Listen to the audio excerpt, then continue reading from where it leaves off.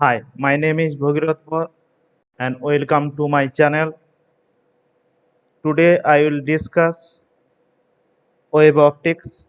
Here I take the size of the obstacles is comparable to the wavelength of the visible light. The wavelength of the visible light is 4000 to 8000 angstrom. At first, electromagnetic wave. Electromagnetic wave, one is electric field, another is magnetic field. You already know they are perpendicular to each other. Here I take the propagation of the wave is along x-axis, y-axis is electric field and z-axis is magnetic field. They are all perpendicular to each other. The speed of electromagnetic wave depends entirely on the electric and magnetic properties of the medium in which the wave travels and not on the amplitude of their variation. You already seen this C equals to 1 by root over mu naught epsilon naught. Here is the two field, one is electric field, another is magnetic field. We drop the magnetic field, take the electric field to discuss. Here the electric field is called the light vector. Wavefront. Before discuss the topic wavefront, I will take a small example. If you take a stone and throw it the pond, you see that the pond surface there are many circle is formed where the stone is dropped, which is called the point of disturbance, and spread out in all directions with equal velocity. If you take or imagine a one circle, the circumference of the circle, all the particle vibrate only vertical direction, up and down, not horizontal direction. And you see that all the particles are in the same phase. Wavefront. A wavefront is the point of disturbance due to propagation of light. A wavefront is the locus of points having the same phase or the oscillations. If you draw a line which is perpendicular to the wavefront, this is called the ray. Ray and wavefront, they are perpendicular to each other. If you see in the in your font just like this, if you take a point source, then spherical wavefront is formed. If you take a linear source, cylindrical wavefront is formed. If you take a far distance where the light is coming, we treat it as parallel beam of light, then you take the plane wavefront. Here also another intensity term is related to the distance. For spherical wavefront, I varies as 1 by r square. Cylindrical wavefront, I varies as 1 by r. And plane wavefront, I varies as r to the power 0. Huygens principle. Huygens principle of secondary wavelets. At first, Huygens principle. Huygens, each point on a wavefront acts as new source called secondary source. From this secondary source, secondary wavefront or wavelets generate and propagate all the direction at the same speed of wave. The new wavefront at the later stage is simply the common envelope or tangential plane of these wavelets. Simply, you can call here I take a point source S. You see that when you take the point source, all the wavelets but all the wavefront is spherical in style. Spherical in style. You see that if you take a one circumference of the sphere, each and every point on the sphere behaves like a new source. You can say this that all the points behaves like a new source. Each point on the wavefronts as a fresh source of disturbance of light. Here you see that all the circles are a new, all the spheres a new wavefront. A new wavefront at any time later is obtained by taking the forward envelope for all the secondary wavelets at the time. You see that here is a tangential, all the tangential. If you draw and kind it, a forward wavefront is construct, but you see that here is also a backward wavefront. If you use this relation, you saw that it gives you 0.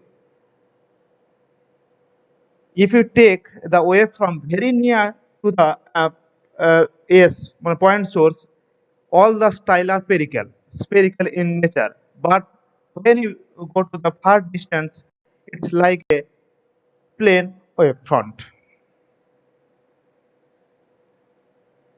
Next, using the Huygens principle, at first to discuss the law of reflection at the plane surface. Here I take xy which is perpendicular to the plane of paper. Remember here xy is perpendicular to the plane of paper.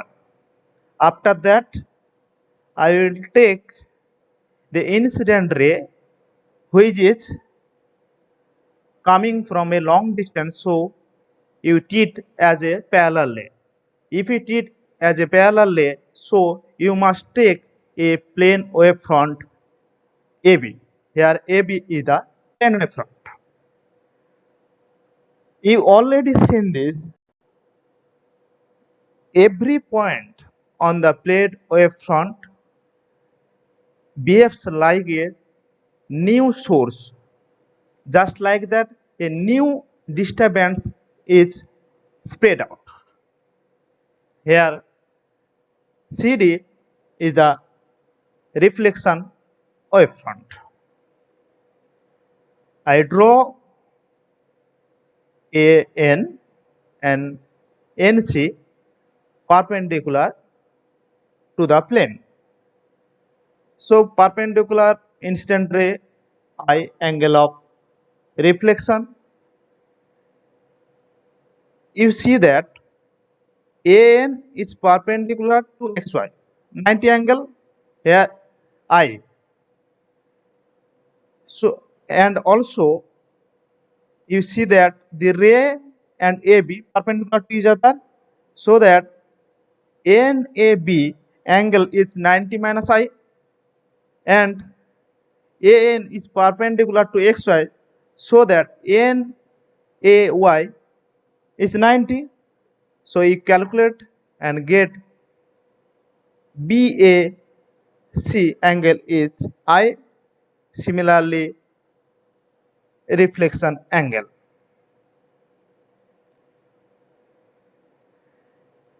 You already know that all the disturbance coming from AB and its double is the same distance and same velocity. If c be the speed of light, t be the time taken by the light to go B to C, and light go A to D or E to G through F. Then you can use this relation and simplify this. Otherwise, you can take another conclusion. Here have a look. ABC and ADC, two triangle. You saw this. AC the common on ABC and ADC is perpendicular.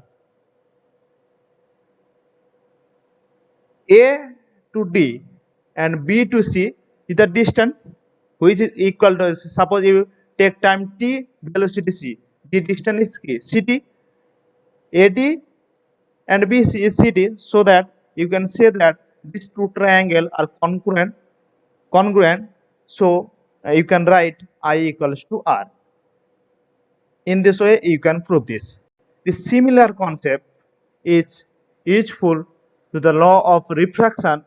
Here same, you read the refraction, so you can take the two medium.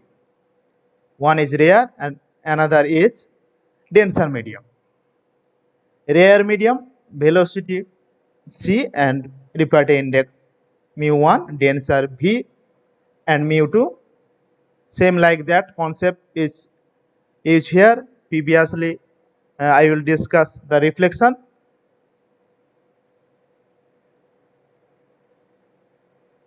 You can use the same technique. Here you can also calculate sin I sin r, and you can divide this. You already know this mu equal to sin I by sin r, and if you put this value and get the result, same like that.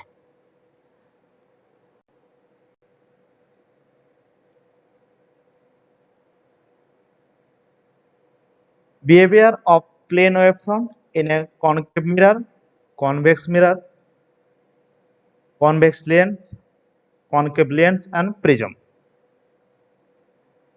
This is concave mirror, you already know this. Ray AB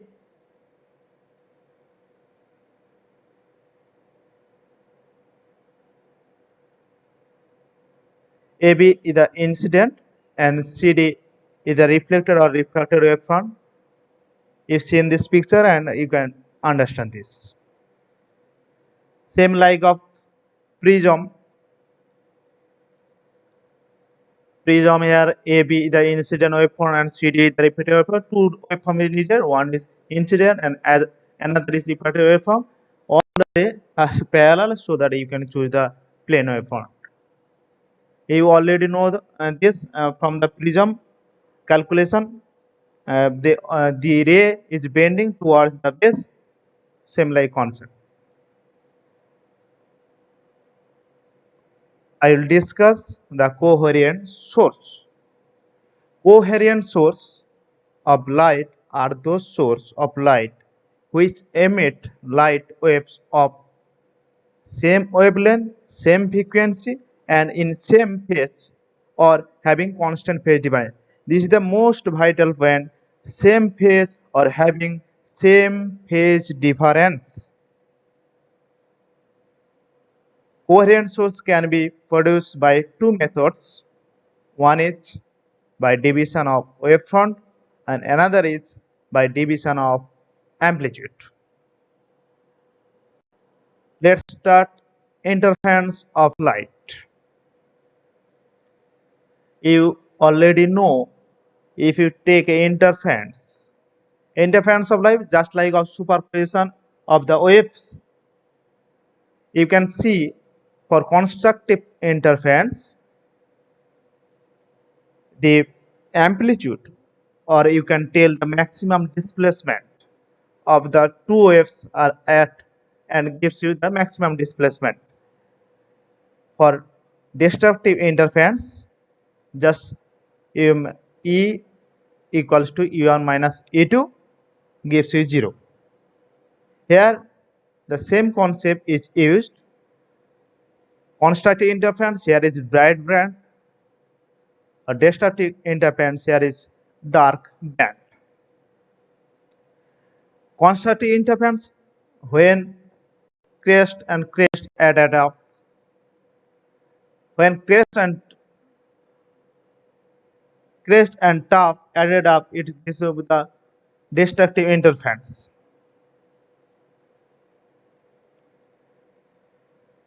Theory of interference of wave. Just use the equation E1 equals to A sin omega t, E2 equals to B sin omega t plus 5.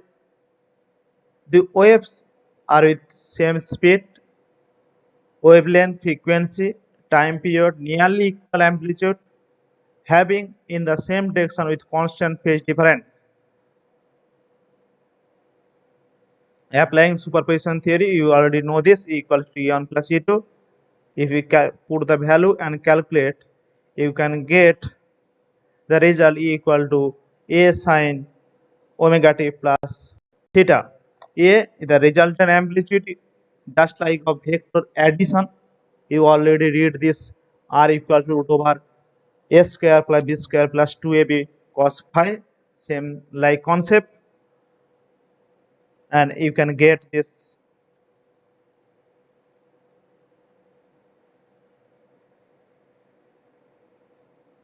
if you already know this, the relation between amplitude and intensity of light. Here I will discuss the intensity of light. So amplitude and intensity, I varies as a square. You just put the value and get I equals to resultant intensity I equals to root over I1 plus I2 plus 2AB root over I1 I2 cos phi. Condition for constructive interference of wave. Constructive interference when cos phi equals to plus 1, if you get phi equals to 2n pi. You already know phase difference equals to 2 pi by lambda into path difference. Same like that, destructive interference of waves cos phi equals to minus 1. You get I minimum. Here you see that for constructive interference, lambda by 2 multiplied by even. For destructive interference, lambda by 2 multiplied by odd number.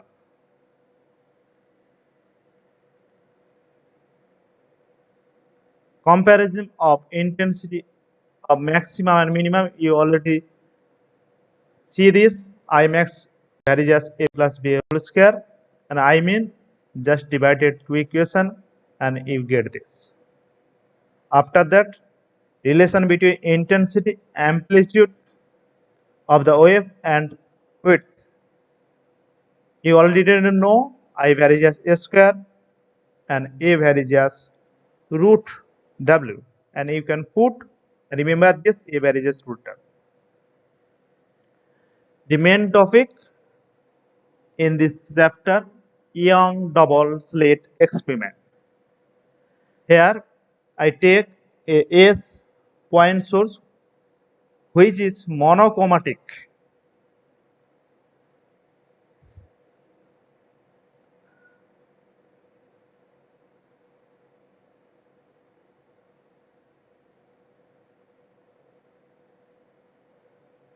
You see that here S is the monochromatic light, two slit S1 and S2, and here is a skin. You can see alternately bright and dark fringe. The main concept here is you at first calculate the path difference. If you calculate the path difference, so you can at first concentrate the triangle formation. Here you see that the distance between S1 and S2 D, and here O is the point where the central maxima is formed. When central maxima is formed, when the path difference between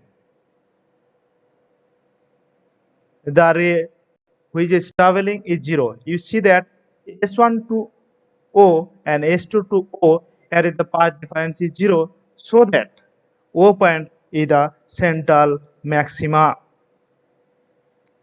You can use the right angle triangle concept and calculate the path difference. You can get this. At first, calculation of position of bright fringe, you already know this. When lambda by 2 even multiply, you get the bright fringe, and when lambda by 2 odd multiply, you get the dark fringe. Here you can see this. Put the value. Here you calculate the fringe width difference between two fringes. Difference between two fringes. You just calculate for dark fringe and bright fringe, you can get the same result. The expression for fringe width so that the fringes are equally spaced on the scale. Remember, for bright fringe lambda by 2 even multiply, for dark fringe lambda by 2 odd multiply.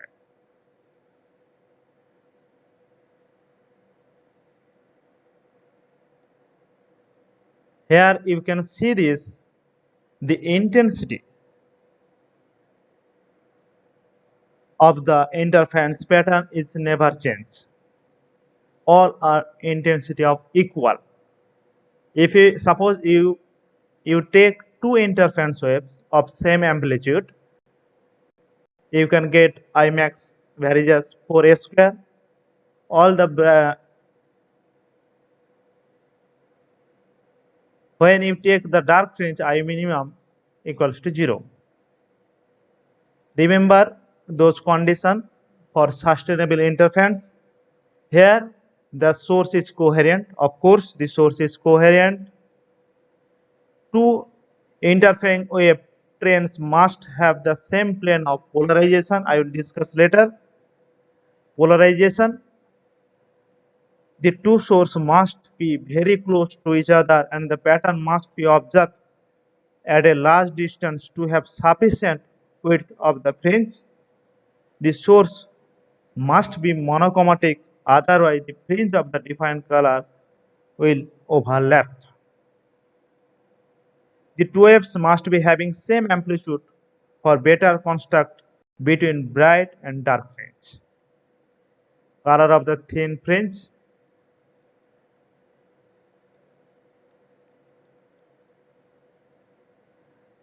You can see this and use the formula, you can get this color of the thin fringe.